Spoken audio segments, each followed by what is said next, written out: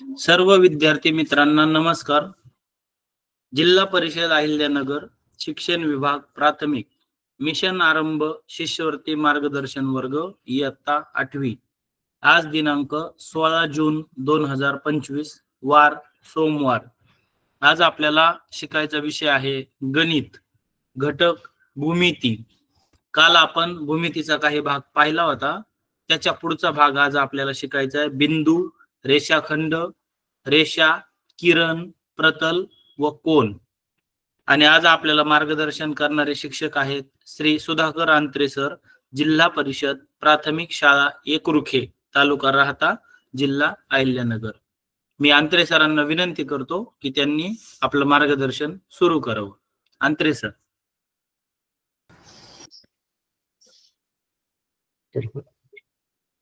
सर्व विद्यार्थी मित्रांना माझा नमस्कार।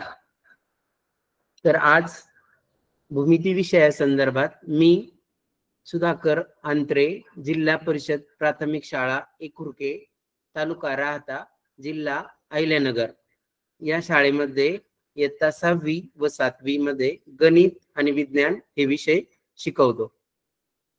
तर आज आपण भूमितीतील जो पुढील भाग आहे तो आपण आज घेणार आहोत। तर पहा, आज शाळेचा प्रथम दिवस। सर्व विद्यार्थी आज नवीन शाळेत गेलेले असतील। नवीन शाळेत प्रवेश, नवीन वर्ग, नवीन शाळा, नवीन शिक्षक असे वेगवेगळे अनुभव विद्यार्थ्यांना आलेले असतील। नवीन शाळेत जाऊन सर्वजण आज आनंदी असतील।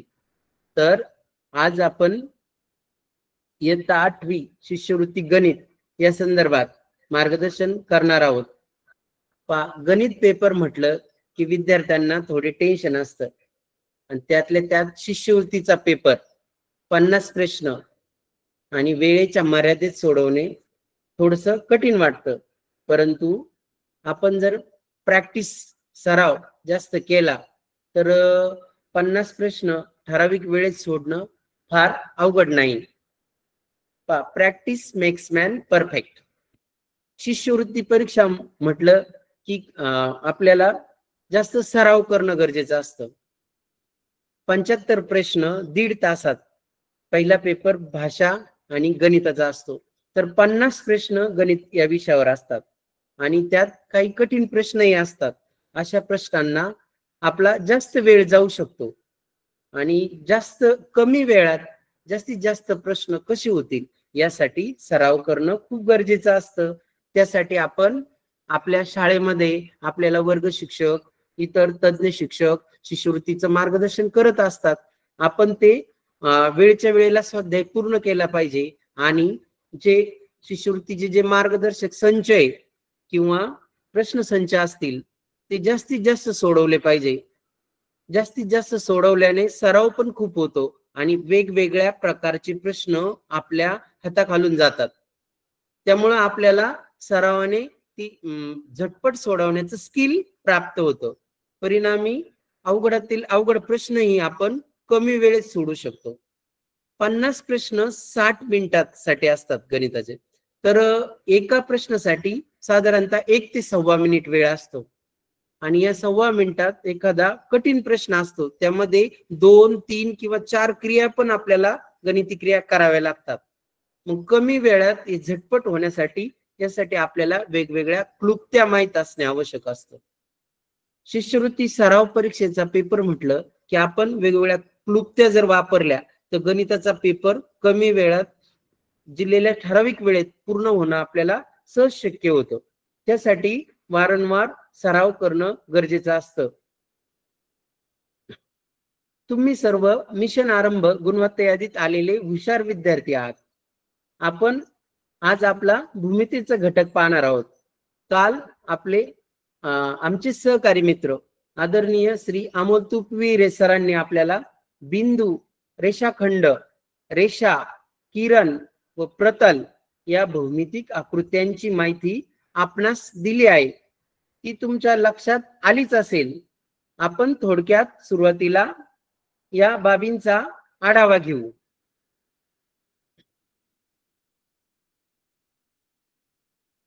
पहा, सुरुवातीला बिंदू,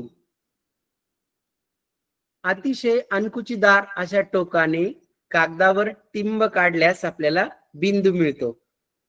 आपण सर्वांना बिंदू माहितच आहे. बिंदू म्हणजे एक छोटासा टिंब असतो. आपण कोऱ्या पेजवर किंवा तुमच्या गणिताच्या वहीवर सिस पेन्सिलने किंवा पेनच्या साहाय्याने टिंब देतो. या सूक्ष्म अशा टिंबाला आपण बिंदू म्हणत असतो. यानंतर रेषाखंड, रेषेवरील कोणत्याही दोन भिन्न बिंदूंनी मर्यादित झालेल्या तिच्या भागाला रेषाखंड असे म्हणतात. पहा, आपण स्लाइड मध्ये पाहतो ए आणि बी, रेषाखंड ए बी. ए बिंदू ए पासून बिंदू बी पर्यंत पहा असा खंडित झालेला आहे. तर त्या मर्यादित झालेल्या रेषेच्या भागाला आपण रेषाखंड म्हणतो. रेषाखंड ए बी असं आपण त्याचं वाचन करतो. त्यानंतर समान लांबी असणाऱ्या रेषाखंडांना एकरूप रेषाखंड म्हणतात. पहा, दोन रेषाखंड आपल्याला दिसतात. या रेषाखंडांची लांबी समान आहे. जर आपण स्केलने ते लांबी मोजली तर ए बी ची 5 सेंटीमीटर आणि रेषाखंड पी क्यू याची पण लांबी 5 सेंटीमीटर आहे. दोन्ही रेषाखंडाची लांबी समान आहे. मग अशा समान लांबीच्या रेषाखंडांना एकरूप रेषाखंड म्हणतात. पुढे रेषा, त्याला आपण रेषा पण पाहिली. पहा, रेषा म्हणजे अनंत बिंदूंचा संच जो दोन्ही टोकाकडे अमर्याद असतो. ही अमर्यादता दर्शवण्यासाठी तिच्या दोन्ही टोकांना बाण काढतात. रेषेची लांबी मोजता येत नाही. पहा, रेषेची लांबी मोजता येत नाही कारण दोन्ही टोकाला ही रेषा अमर्याद असते. दोन्ही टोकाला बाण असतात म्हणजे अमर्याद असते ती रेषा आणि खंडित असतो तो रेषाखंड. म्हणून रेषा ही अमर्याद असते. हे आपण काल पाहिलं. पुढे रेषेची लांबी मोजता येत नाही. आकृती सीडी ही रेषा आहे. पहा, अमर्याद असल्यामुळे रेषेची लांबी दोन्ही बाजूला अमर्याद होऊ शकते. त्यामुळे ती आपल्याला मोजता येत नाही. पुढं दोन भिन्न बिंदूतून एक आणि एकच रेषा जाते. पहा, आता रेषेमध्ये पहा दोन भिन्न बिंदू दिलेले आहे सी आणि डी. या दोन भिन्न बिंदूतून एक आणि एकच रेषा जाते. अनेक रेषा काढता येत नाही. एका बिंदूतून आपण अनेक रेषा काढू शकतो, परंतु जेव्हा दोन भिन्न बिंदू ठराविक अंतरावर असतील तर त्यामधून आपण एकच रेषा काढता येते आपल्याला. पुढे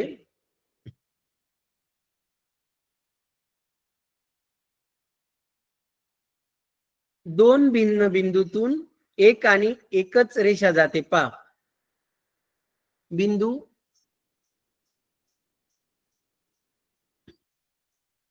आता पी बिंदूतून पी एन रेषा आणि एम पी रेषा दोन भिन्न रेषा आहे. पहा, दोन भिन्न बिंदूतून एकच रेषा जाते. हे या स्लाइड मध्ये दिसते तुम्हाला. पहा,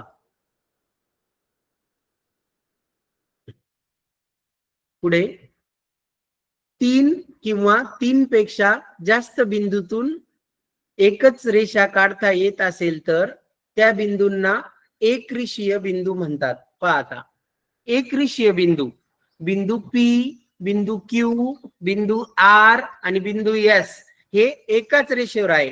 एका सरळ रेषेवर ही सर्व चारही बिंदू तुम्हाला दिसतात. मग ह्या चारही बिंदूंना एकरेषीय बिंदू म्हणतात कारण ते सर्व एकाच रेषेवर आहेत.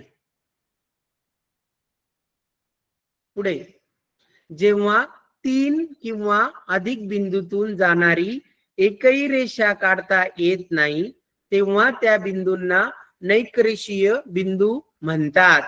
पहा, आता रेषा एक्स वाय, रेषेवर एक्स आणि वाय हे दोन बिंदू एका रेषेवर आहेत. पहा, या दोन बिंदूतून एक रेषा गेलेली आहे आणि रेषे एक्स वाय रेषेच्या वरच्या बाजूस बिंदू झेड आहे आणि एक्स वाय रेषेच्या खालच्या बाजूस बिंदू टी आहे. ते एका रेषेत नाही, त्यामुळं एक्स आणि वाय मधून एक रेषा गेलेली आहे. परंतु झेड आणि टी हे बिंदू बाजूला असल्यामुळं यांना नैकृष्य बिंदू म्हणतात. पहा, आकृतीचं निरीक्षण केलं तर तुम्हाला लक्षात येईल नैकृष्य बिंदू. पुढे, एकाच बिंदूतून छेदणाऱ्या 3 किंवा अधिक रेषांना एकसंपाती रेषा म्हणतात व त्यांना त्यांच्या छेदन बिंदूला संपात बिंदू म्हणतात.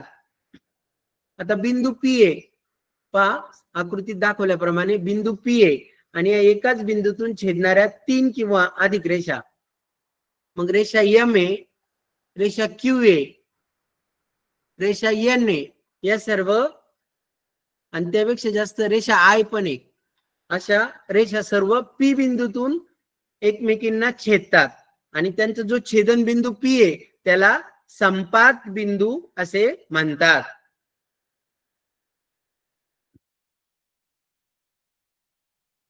पुढे पहा, एकाच प्रतलात असणाऱ्या पण एकमेकींना न छेदणाऱ्या रेषांना समांतर रेषा म्हणतात.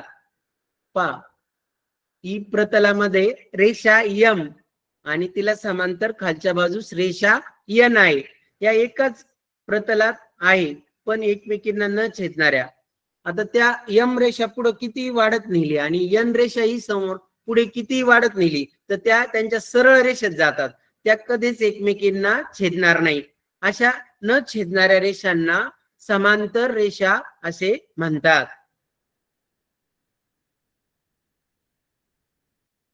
किरण, एका ठराविक बिंदूतून एका दिशेकडे अमर्याद असणाऱ्या आकृतीला किरण असे म्हणतात. आकृतीमध्ये पहा, बिंदू ओ मधून एकाच दिशेला अमर्याद असणाऱ्या आकृतीला किरण म्हणतात. पहा, ओ मधून ए च्या दिशेला पहा किरण एकाच दिशेला चाललेला आहे, त्याला तसं बाणाच्या ॲरोने दाखवलेला आहे. किरण ए कडे एकाच दिशेला अमर्याद चाललेला आहे आणि या अमर्याद असणाऱ्या आकृतीला आपण किरण म्हणतो. ओ मध्ये तो बिंदू आहे तिथं आणि त्या उजव्या बाजूला ए च्या दिशेने तो चाललेला आहे, आकृतीत दिसतं, त्याला किरण म्हणतात. सोबतच्या आकृतीत किरण ओ ए चा ओ हा आरंभ बिंदू किंवा अंत्यबिंदू आहे. पहा, सोबतच्या आकृतीमध्ये किरण हा ओ ए आहे आणि त्या ओ पासून सुरुवात झालेली आहे ना, ओ बिंदूला काय म्हणतात, त्या किरणाचा आरंभ बिंदू म्हणतात किंवा त्याला दुसरं नाव आपण अंत्यबिंदू असेही म्हणतो.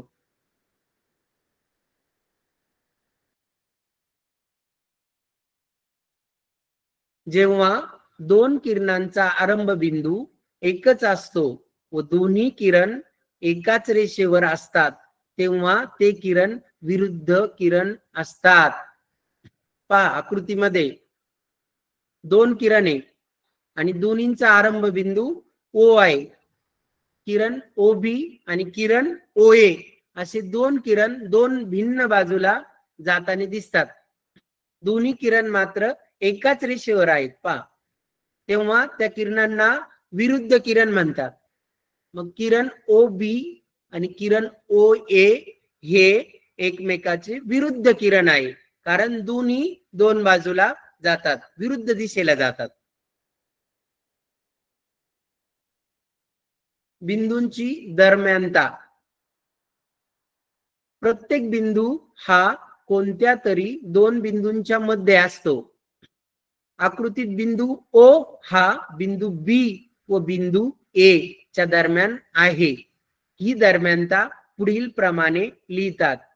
पहा, बी डॅश ओ डॅश ए म्हणजे ओ बिंदू बी आणि ए च्या दरम्यान आहे किंवा ए डॅश ओ डॅश बी असंही आपण लिहू शकतो. पुढे, प्रतल, अमर्यादित सपाट पृष्ठभागाला प्रतल म्हणतात. अमर्यादित आणि सपाट पृष्ठभाग असेल तर त्याला आपण प्रतल म्हणतो. प्रतल अनंत बिंदूंनी बनलेले असतं. प्रतलामध्ये अनेक बिंदूंचा समावेश असतो. अनंत, अगणित, न मोजता येणारे असे अनंत बिंदूंनी बनलेले असते. सोबतच्या आकृतीत प्रतल ई दर्शवलेले आहे. पहा, सोबत आकृतीमध्ये ई प्रतल दर्शवलेले आहे, जे अनंत बिंदूंनी बनलेले असते. असं ई प्रतल आकृतीमध्ये दर्शवलेले आहे.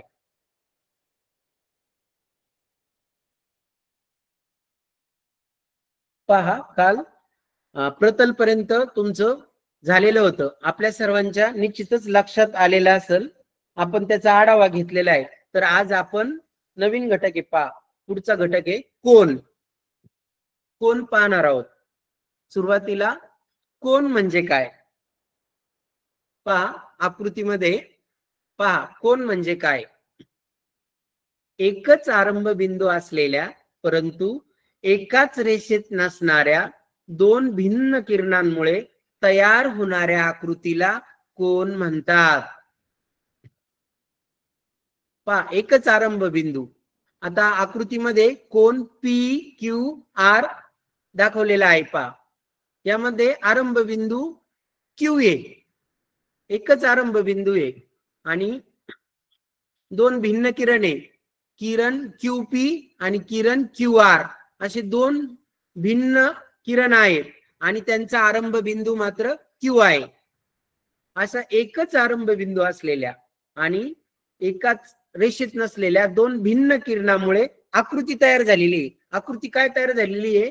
पी क्यू आर अशी आकृती तयार झाली. याला आपण कोन पी क्यू आर असे म्हणतो किंवा याचं वाचन आपण कोन आर क्यू पी असेही करतो किंवा शॉर्ट मध्ये आपण कोन क्यू असेही आपण या आकृतीला म्हणू शकतो.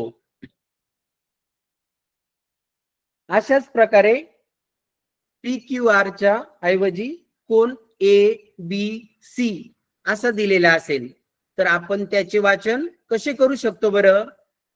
कोन ए बी सी किंवा कोन सी बी ए किंवा शॉर्ट मध्ये कोन बी किंवा याऐवजी पी क्यू आर ऐवजी कोन एल एम एन असं नाव दिलेलं असेल तर आपण तो कोन कशा प्रकारे वाचन करू शकतो? कोन एल एम एन किंवा कोन एन एम एल किंवा शॉर्ट मध्ये कोन एम असेही कोनाचे वाचन आपण करू शकतो.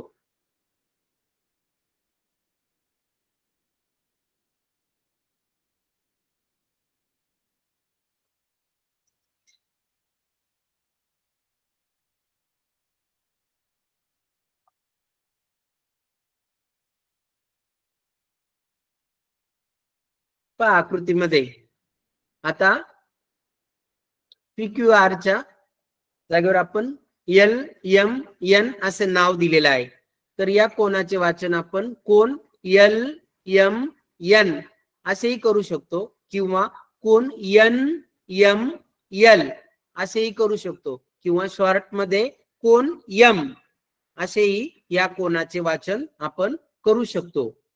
पहा, आरंभ बिंदू यम आहे आणि यम मधून एम एल हा एक किरण आणि एम एन हा एक किरण, दोन भिन्न दिशेला गेलेले किरण आहे आणि या किरणामुळे ही कोन एल एम एन ही आकृती तयार झालेली आहे.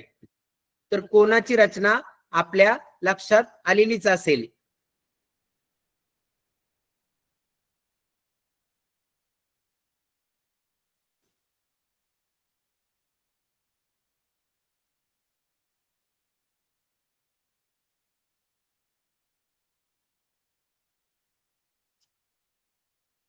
पहा, कोनाची वैशिष्ट्य पाहायची ठरली तर सोबतच्या आकृतीमध्ये कोन पी क्यू आर दर्शवला आहे. कोन क्यू हा शिरोबिंदू आहे. किरण क्यू पी व किरण क्यू आर या बाजू किंवा भुजा आहेत कोनाच्या. किरण क्यू पी आणि किरण क्यू आर या कोन पी क्यू आर च्या भुजा आहेत आणि क्यू हा शिरोबिंदू आहे म्हणजे आरंभ बिंदू आहे.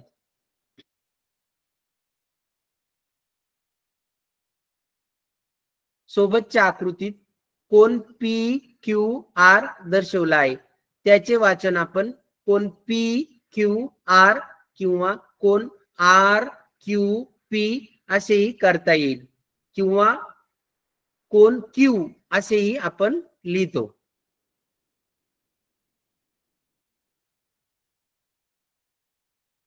आता यापुढे कोणाच्या प्रतलातील बिंदूंचे पहा. नंबर 1 कोणाचा अंतर्भाग, नंबर 2 कोन आणि नंबर 3 कोणाचा बहिर्भाग अशा 3 भागात विभाजन होत असते. पहा कोणाचा अंतर्भाग, कोन आणि कोणाचा बहिर्भाग असे 3 भाग लक्षात ठेवा. आता कोणाचा सुरुवातीला कोणाचा अंतर्भाग पाहू. कोण पी क्यू आर या पी क्यू आर कोणाच्या अंतर्भागातील बिंदू कोणते पहा. बिंदू डी आणि बिंदू ई हे कोण पी क्यू आर च्या अंतर्भागात आहे.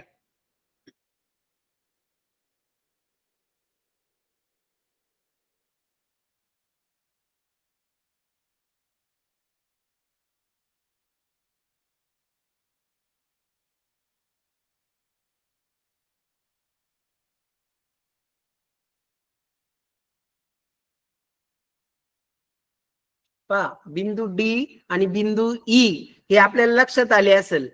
कोण पी क्यू आर पहा आणि त्याच्या अंतर्भागातील म्हणजे आतील भागातील बिंदू पहा.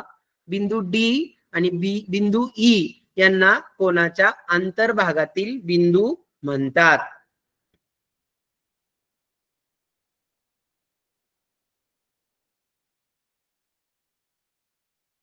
यानंतर पुढील आकृतीमध्ये कोणाच्या प्रतलातील बिंदूचे भाग पाहता. बिंदू पी, बिंदू क्यू आणि बिंदू आर हे बिंदू तीनही बिंदू कोणावर आहे, कोणाच्या बाजूवर आहेत. पहा पी क्यू आणि आर हे तीनही बिंदू कोणावर आहे. अगोदर आपण कोणाच्या अंतर्भागातील बिंदू पाहिले आणि आता कोणावरील बिंदू पाहिले पी क्यू आर. यानंतर पुढे कोणाच्या प्रतलातील बिंदूचे भाग मध्ये पहा पुढं बिंदू एम व बिंदू एन हे पहा. बिंदू एम आणि बिंदू एन कुठे आहे बरं निरीक्षण करा. आकृतीमध्ये सर्वांना दिसत असेल बिंदू एम कुठे आहे आणि बिंदू एन कुठे आहे. कोण पी क्यू आर च्या बाहेरील बाजूस दिसतात. पहा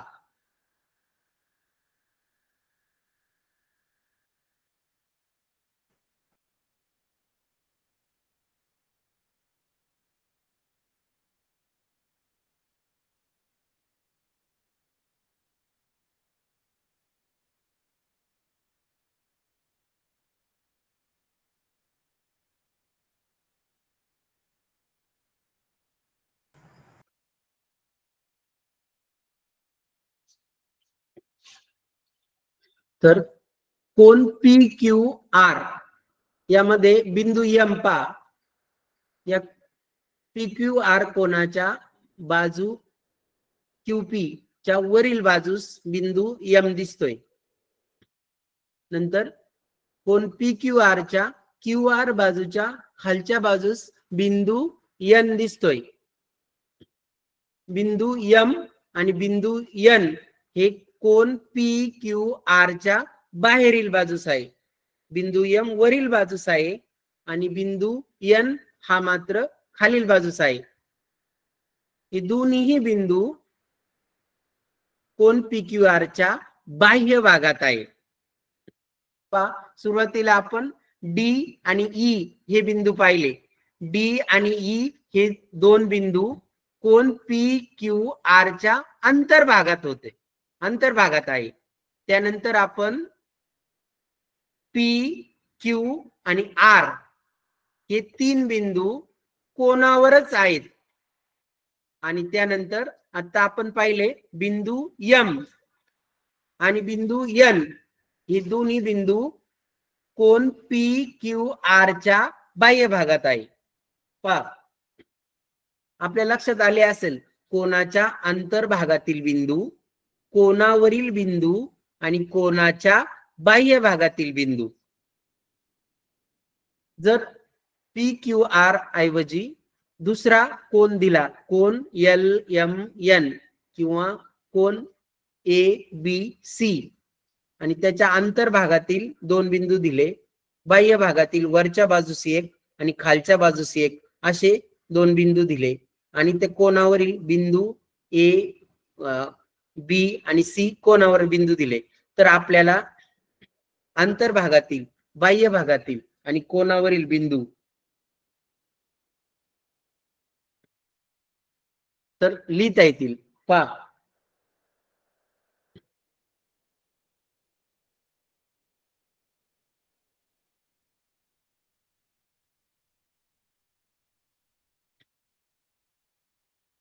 आता पुढील कोणाचा गुणधर्म आहे, समान मापाच्या कोनांना एकरूप कोन म्हणतात. पहा, सोबत आकृती दिलेली आहे. विद्यार्थ्यांनो, तुम्ही आकृतीचे निरीक्षण करा, आकृती वहीत काढा. पहा, कोन ए बी सी, त्या कोणाचं माप दिलेलं आहे 40 अंश. वहीत आकृती काढा, कोन ए बी सी 40 अंश.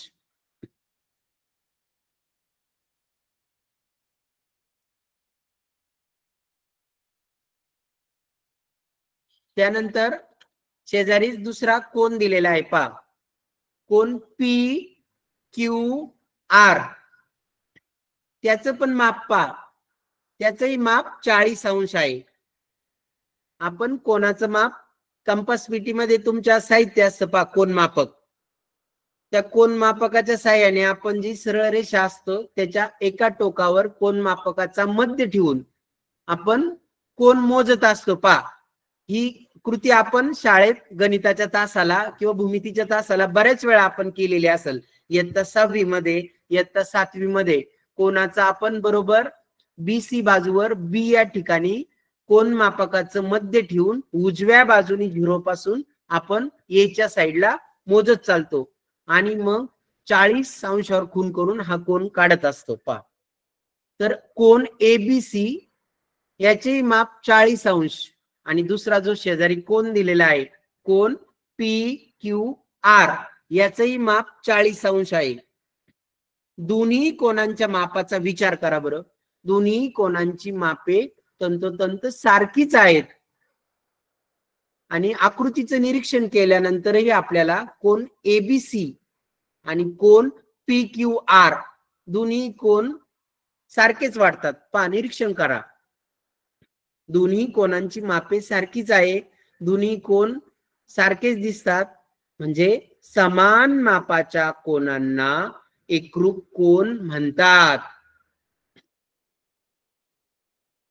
मग जर तुम्हाला 60 अंश मापाचा कोन एबीसी दिला आणि त्याच्याशीच एकरूप कोन काढा म्हटल्यानंतर आपल्याला निश्चितच कोन मापकाच्या साहाय्याने आपण 60 अंश मापाचा दुसरा एकरूप कोन म्हणजे सारख्याच मापाचा 60 अंश मापाचा कोन आपण काढू शकतो.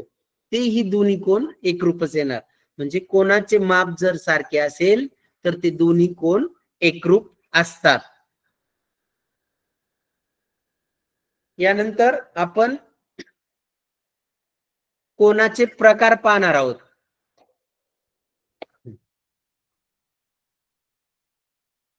पहा, स्लाइड मध्ये तुम्हाला कोनाचे प्रकार दिसतात. कोनाचे प्रकार लिहून वहीमध्ये लिहून घ्या. कोनाचे प्रकार वहीमध्ये लिहून घ्या.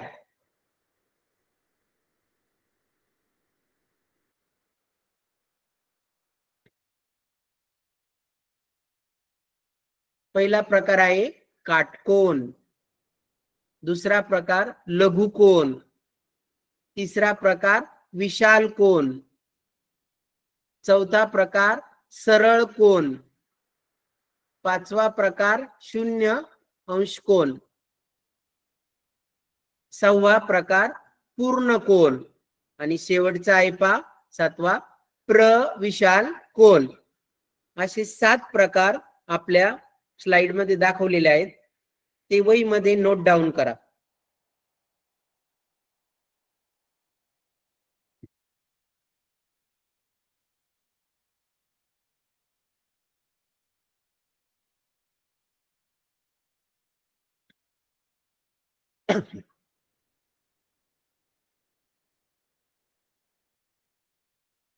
आता आपण कोनाचा पहिला प्रकार पाहणार आहोत, काटकोन.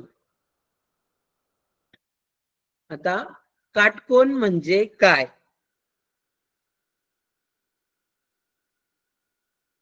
काटकोन म्हणजे 90 अंशाचा कोन. पहा, आपल्याला काटकोनाचे विविध उदाहरणं आपण पाहिलेले असतील, आपल्या नजरेसमोर असतात. वर्गातही आपण शिकला असाल. काटकोन पहा, शाळेची जी आपल्या भिंत असते, ते भिंतीची उभी भिंत, तिचा जमिनीशी झालेला कोन कोणता असतो? काटकोन. काटकोन म्हणजे 90 अंशाचा कोन असतो. कोन मापकावर जर पाहिलं, मोजलं, तर बरोबर मध्यभागी 90 अंशाची खूण असते. पहा, एकदम सरळ 90 अंशाचा कोन. आपली शाळेच्या इमारतीची भिंत ही 90 अंशात असते, म्हणजे काटकोनात असते.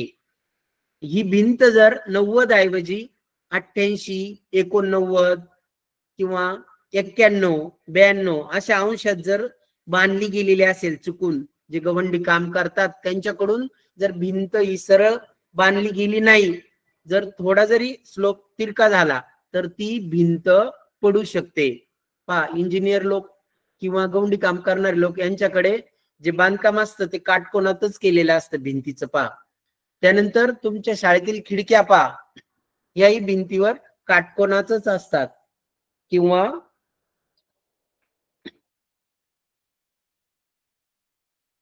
फळा पहा, आपल्या शाळेमध्ये पुढील बाजूस फळा असतो, ज्यामध्ये आपले वर्ग शिक्षक लेखन करत असतात. त्या फळ्याचं पहा, एकदम काटकोनातच बाजू असतात. किंवा शाळेतील कपाट, खिडकी, दरवाजा, भिंत, अशा अनेक उदाहरणं पाहिले. यापेक्षाही अनेक उदाहरणं तुम्हाला घेता येईल. पहा, एकदम सरळ 90 अंशात सरळ रेषेत असेल तर आपण त्याला काटकोन म्हणतो. म्हणजे काटकोन म्हणजे 90 अंशाचा कोन. ही संकल्पना आपली क्लिअर झाली असेल. पहा, शेजारी स्लाइड मध्ये कोन पी क्यू आर हा दाखवलेला आहे. तर पहा, बिंदू क्यू जवळ आपल्याला काटकोनाची खूण केलेली पहा, म्हणजे 90 अंश. क्यू आर वर एकदम पी क्यू हा सरळ वरून लंब आहे. पहा, सरळ लंब आहे म्हणजे 90 अंशात आहे तो कोन. पी क्यू आर याचे माप 90 अंश आहे आणि हा काटकोन आहे. यानंतर पुढे पहा,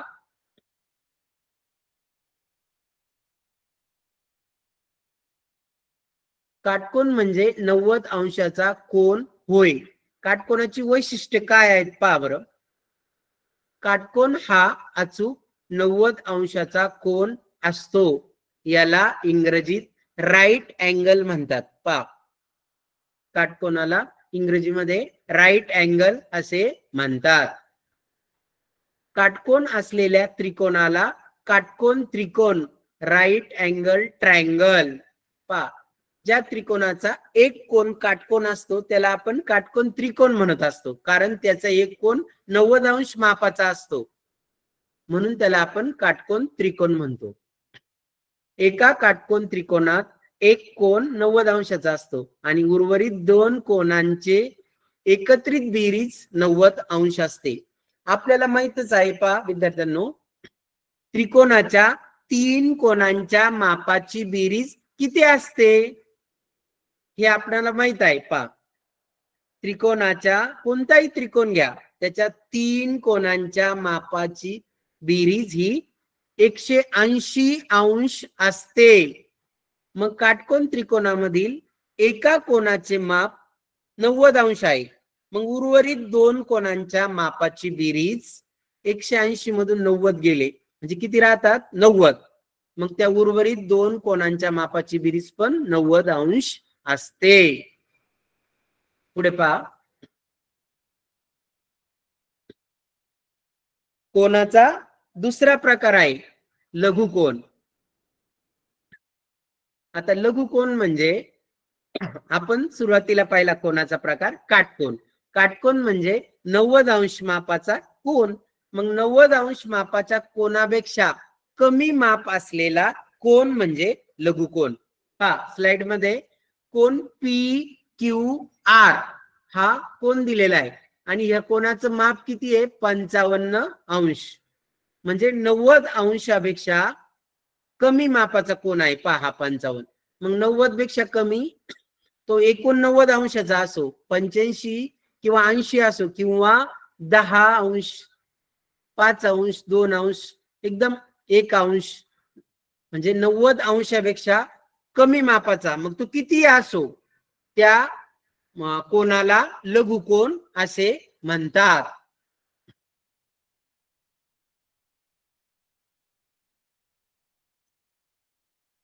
पहा लघुकोन म्हणजे 90°पेक्षा कमी मापाचा कोन होय. लघुकोन म्हणजे काय? कोनाची माप जर 0° ते 90° यामधील असेल, म्हणजे 89°पर्यंत असेल. पहा फक्त 90°चा समावेश नाही. 90°चा समावेश केला तर तो काटकोन होतो. म्हणजे 89°पर्यंत जर कोन असेल तर त्याला आपण लघुकोन म्हणतो. लघुकोनाला इंग्लिश मध्ये आपण ॲक्यूट अँगल म्हणतो. ॲक्यूट अँगल, इंग्रजीत त्याला ॲक्यूट अँगल म्हणतात. आपल्याला जर लघुकोन काढायला लावला, लघुकोनाची काही उदाहरणे काही काढायला लावली, तर आपण कोनमापकाच्या साहाय्याने लगेच 0पेक्षा जास्त आणि 89°पर्यंत वेगवेगळे मापाचे कोन घेऊन आपण लघुकोन काढू शकतो. पुढे काटकोन, लघुकोन, यानंतर कोनाचा तिसरा प्रकार आहे विशाल कोन. पहा विशाल कोन म्हणजे काय?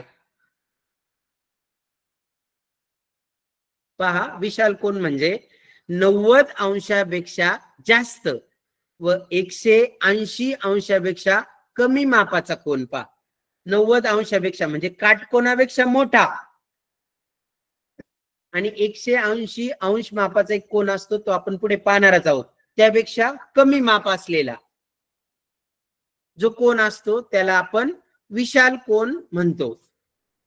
आपल्या स्लाइड मध्ये पहा मुलांनो, कोन PQR हा दिलेला आहे आणि त्याचं माप किती आहे 110°. म्हणजे तो 90°पेक्षा जास्त आहे 110, आणि 180°पेक्षा 110 हे माप कमी आहे, म्हणजे तो विशाल कोन आहे. पहा असंच आपण 90 पेक्षा जास्त म्हणजे 91° पासून तर आपण 180 पेक्षा कमी म्हणजे 179° पर्यंत अनेक मापाचे आपण विशाल कोन काढू शकतो. विशाल कोन आपल्या लक्षात आलाच असेल. यानंतर पुढे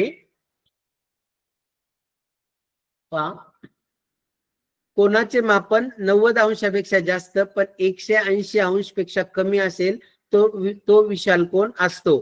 त्याला इंग्रजीमध्ये ऑब्ट्यूज अँगल असे म्हणतात. जसे लघुकोनाला आपण ॲक्यूट अँगल म्हणतो इंग्रजीमध्ये, तसंच विशाल कोनाला आपण ऑब्ट्यूज अँगल म्हणतो.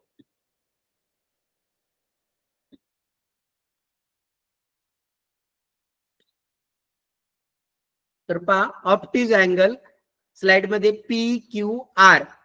जर तुम्हाला विशाल कोन 150° मापाचा काढायला लावला तर तुम्ही काढू शकता. ABC हा 150° मापाचा विशाल कोन काढा.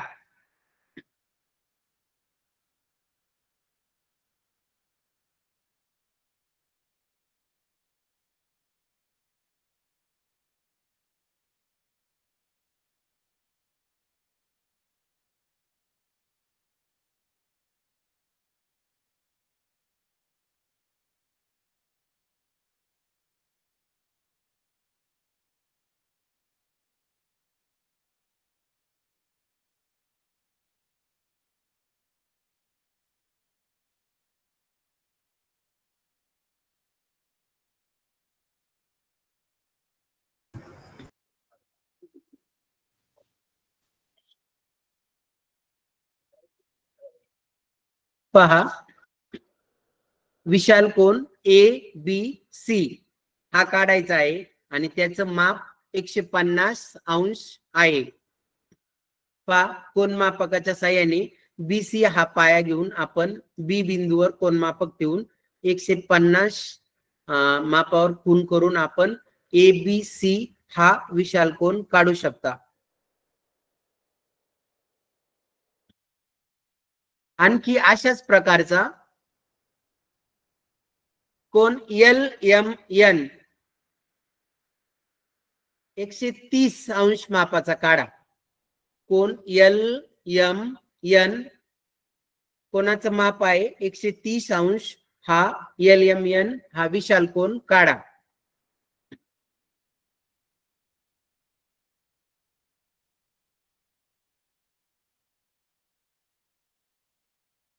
अशा प्रकारे आपण 90° जास्त म्हणजे 91 180° पेक्षा कमी म्हणजे 179° मापापर्यंत आपण अनेक विशाल कोन काढू शकतो.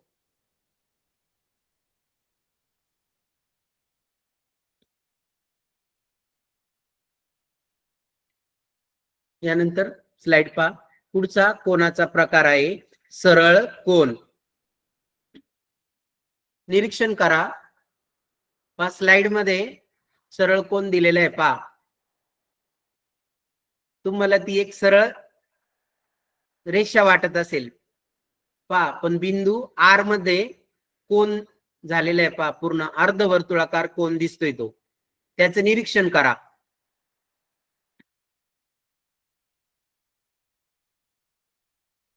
पहा, ज्या कोनाचे माप 180° असते त्या कोनाला आपण सरळ कोन म्हणतो. पहा, सरळ कोन म्हणजे 180°. याला रेषीय कोन पण म्हणतात. रेषेसारखा दिसतो. बिंदू R मध्ये पहा, अर्धवर्तुळाकार झालेला आहे. पहा, म्हणजे या सरळ कोनामध्ये दोन काटकोन दिसतं. पहा, R मधून उभी रेषा जर आपण काढली तर 90° उजव्या बाजूला आणि 90° डाव्या बाजूला 180°चा कोन झालेला दिसतो. पहा, बिंदू R मध्ये पहा अर्धवर्तुळाकार कोन दिसतोय. हा या कोनाचं माप तुम्ही जर कोन मापक लावून बिंदू R वर ठेवून जर पाहिलं तर 180°चा कोन दिसल. P कडे आला मोजत कोन मापकावर तर बरोबर सरळ रेषेत कोन आहे हा आणि याचं माप 180° असतं. म्हणजेच ज्या कोनाचे माप 180° असते त्या कोनाला सरळ कोन म्हणतात. याला दुसरं नाव रेषीय कोन असेही आपण म्हणतो. सरळ कोनालाच रेषीय कोन पण म्हणतात.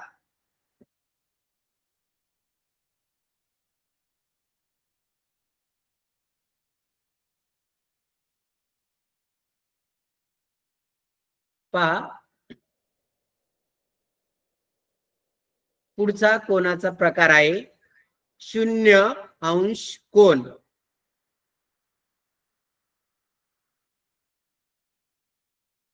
पहा, स्लाइडचं निरीक्षण करा. आकृतीमध्ये R पासून Q कडे पहा कोन दाखवलेला आहे. त्याच रेषेवर कोन येतो. पहा,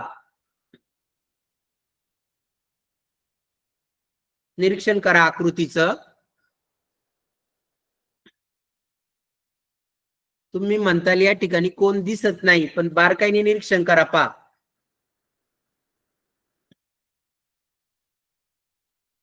बारकाईने निरीक्षण केलं तर तुमच्या लक्षात येईल.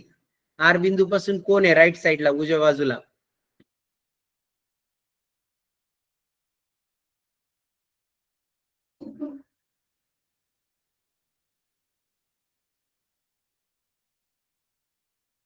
पहा, ज्या कोनाचे माप 0° असते त्या कोनाला 0° कोन असे म्हणतात. पहा, शून्य माप म्हणजे काहीच नाही, एकदम सरळ त्या रेषेवरच तो कोन असतो. माप आपण कोन मापकाच्या साहाय्याने माप मोजायला गेलं तर 0° माप दिसेल.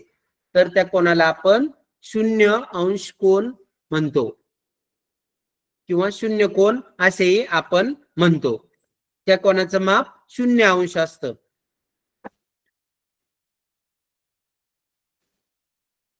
यानंतर पुढील कोनाचा प्रकार आहे पहा पूर्ण कोन. पहा स्लाइड मध्ये आकृती दिलेली आहे, त्या आकृतीचं निरीक्षण करा, बारकाईने निरीक्षण करा.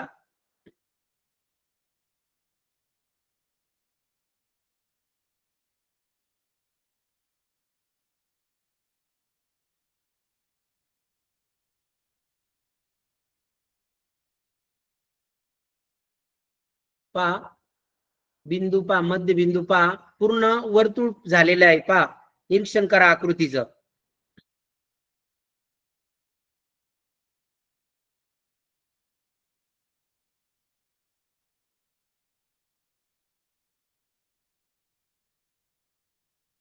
पहा जेव्हा कोणाची एक बाजू पूर्ण 360° फिरते त्या कोणाला आपण पूर्ण कोन म्हणतो. पहा एक रेषीय कोन 180 मापाचा वरच्या बाजूचा आणि खालच्या बाजूचा रेषीय कोन तो पण 180. 180 अधिक 180 जर केलं तर 360° होतात. म्हणजे कोणाची एक बाजू पूर्ण 360° फिरते. पूर्ण वर्तुळ होतं पहा, पूर्ण सर्कल तयार होतं वर्तुळ. याला आपण पूर्ण कोन म्हणतो. आणि या पूर्ण कोनाचं मापाचा जर विचार केला तर माप किती असतं? 360°. पूर्ण वर्तुळाकृती राऊंड पूर्ण होतो पहा, त्यामुळं त्या कोनाचं माप येते 360°. याला आपण पूर्ण कोन म्हणतो. जेव्हा कोणाची एक बाजू, पुन्हा एकदा ऐका, जेव्हा कोणाची एक बाजू पूर्ण 360° फिरते त्या कोणाला पूर्ण कोन म्हणतात. आताच आपण कृतीमध्ये पाहिलं पहा की बाजू पूर्ण वर्तुळाकृती सर्कल कंप्लीट केलेलं आहे पहा, म्हणजे 360° फिरते ती बाजू, म्हणून आपण तिला पूर्ण कोन म्हणतो.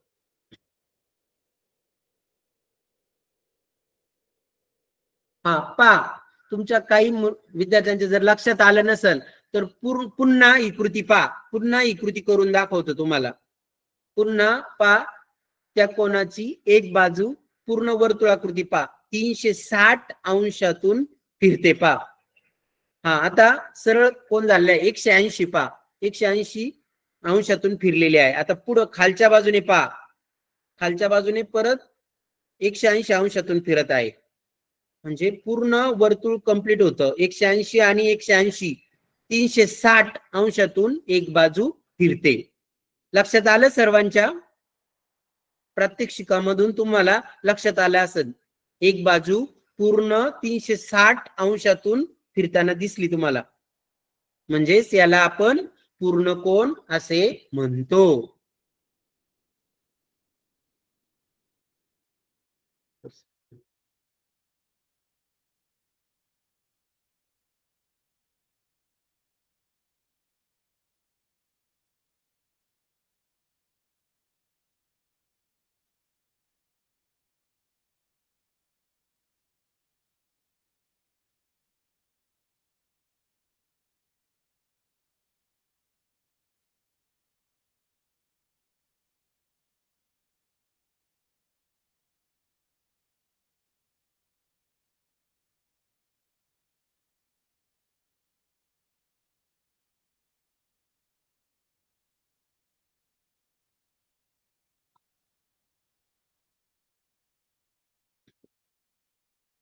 ,180° ते 360° दरम्यान असते. पहा 180°चा कोन आपण पाहिला त्याला आपण काय म्हणतो? सरळ कोन. म्हणजे ज्या कोनाचे माप सरळ कोन म्हणजेच 180° ते 360°, 360°चा पण कोन आपण पाहिला त्याला आपण काय म्हणतो रे?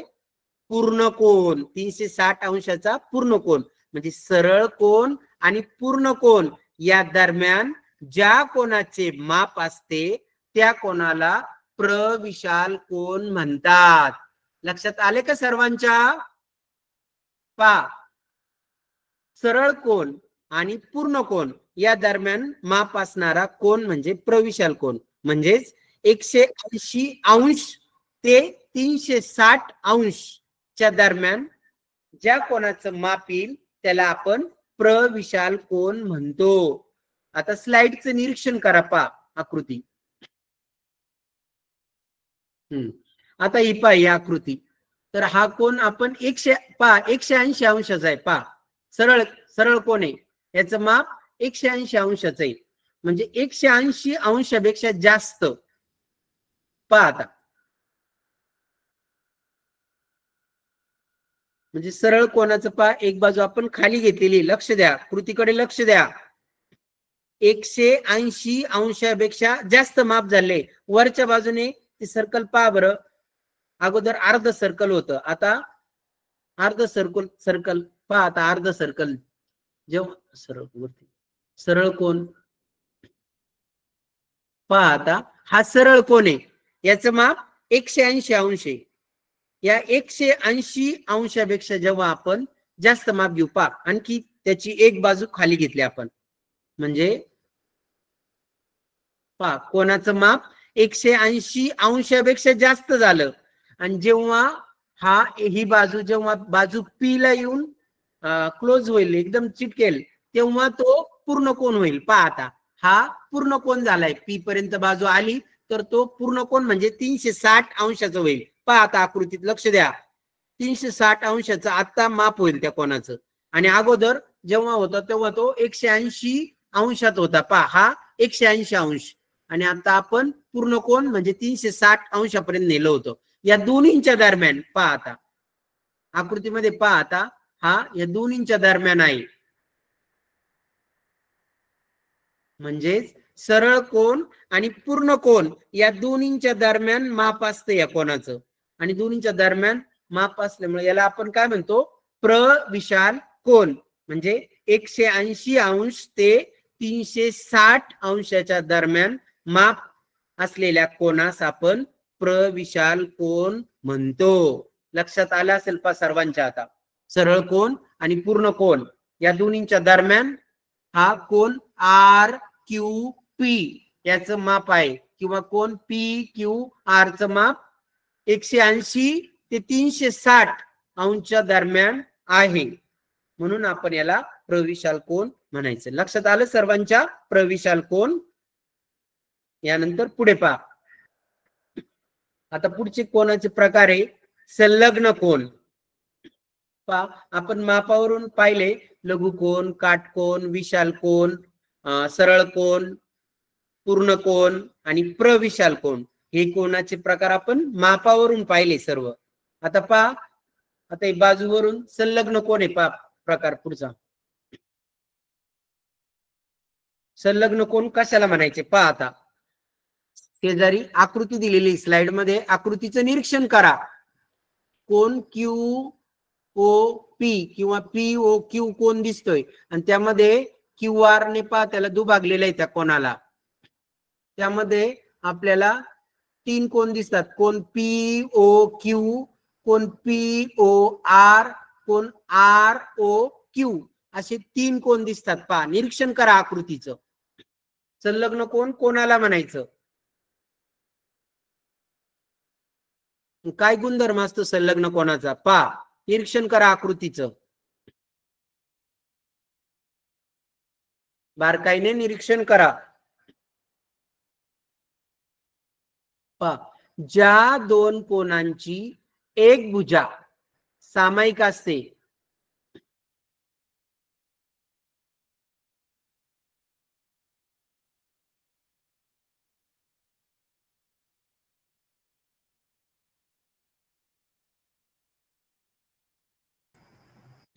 पहा ज्या दोन कोनांची एक भुजा सामायिक असते आणि त्यांचे अंतर्भाग भिन्न भिन्न असतात, त्या कोनाच्या जोडीला संलग्न कोनाची जोडी किंवा लगतच्या कोनाची जोडी म्हणतात. पहा संलग्न कोनाला दुसरं नाव लगतचे कोन असं पण आपण म्हणतो. पहा आता कोन QOR व कोन POR हे दोन कोनांचा विचार करा. या दोन कोणामध्ये तुम्हाला काय आढळतं पहा बरं. कोणती एक बाजू साम्य सारखी दिसते पहा. आहे का या दोन कोणामध्ये सामायिक बाजू लक्षात आली की तुमच्या? कोन QOR व कोन POR या दोन कोणांचं निरीक्षण जर केलं तर बाजू OR पहा बरं. निरीक्षण करा बाजू OR च. दोन्ही कोणांमध्ये ही बाजू येते की नाही? येते. पहा बाजू OR ही कोन QOR मध्ये पण आहे आणि कोन POR मध्ये पण आहे. म्हणजे OR ही बाजू सामायिक बाजू आहे आणि त्यांचे अंतर्भाग भिन्न भिन्न आहे. पहा एक बाजू सामायिक आहे पण यांचे अंतर्भाग RO कोन POR चे अंतर्भाग खालच्या बाजूचा आहे आणि कोन QOR चा अंतर्भाग वरच्या बाजूचा आहे. अंतर्भाग मात्र भिन्न आहेत. आणि एक भुजा म्हणजे भुजा कोणती ती OR ही भुजा सामायिक आहे. त्या कोणाच्या जोडीला संलग्न कोणाची जोडी म्हणायचं पहा. म्हणजे हे दोन कोण आपण आकृतीमध्ये जे पाहिलेले QOR आणि POR हे एकमेकाचे संलग्न कोण आहेत. त्याला आपण लगतचे कोण असे देखील म्हणतो. पुढे पहा.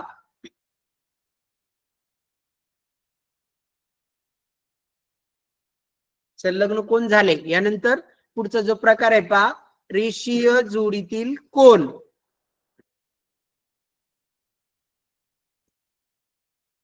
तर आकृतीचं निरीक्षण करा पहा.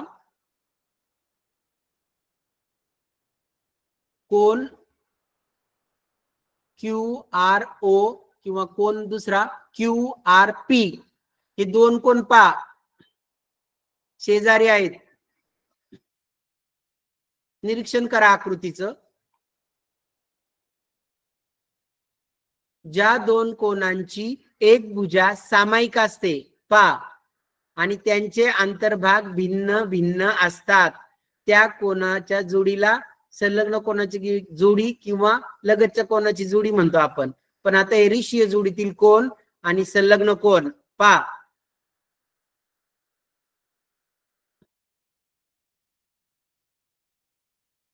निरीक्षण करा आकृतीचं.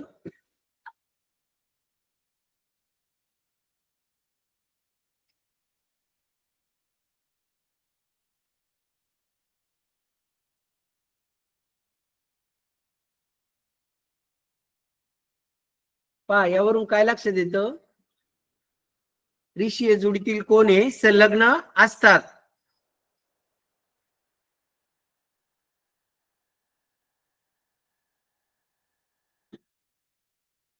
पुढचा कोणाचा प्रकार आहे विरुद्ध कोण.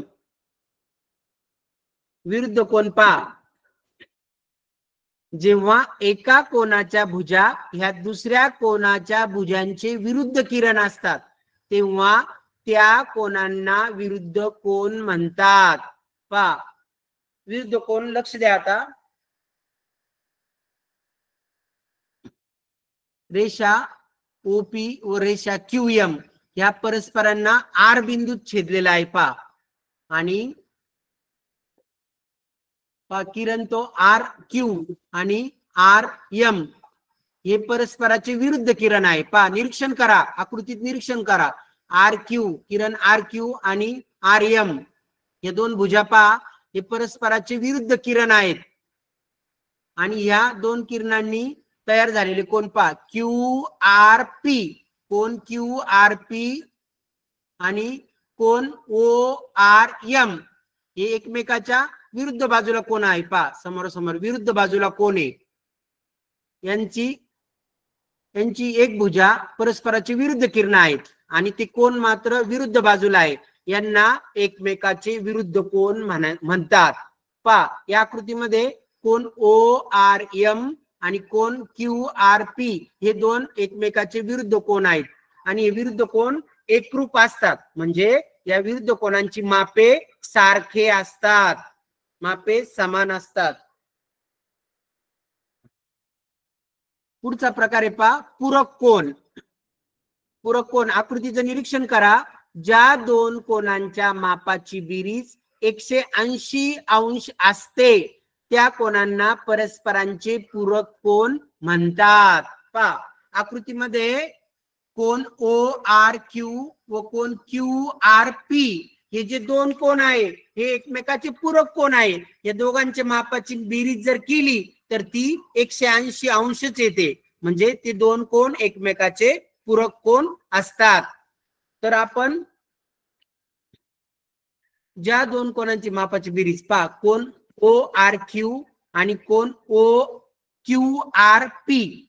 ओ आर क्यू अधिक कोण क्यू आर पी यांची मापाची बेरीज केली तर ती 180 अंश येते. म्हणजेच हे दोन कोण परस्परांचे पूरक कोण आहेत.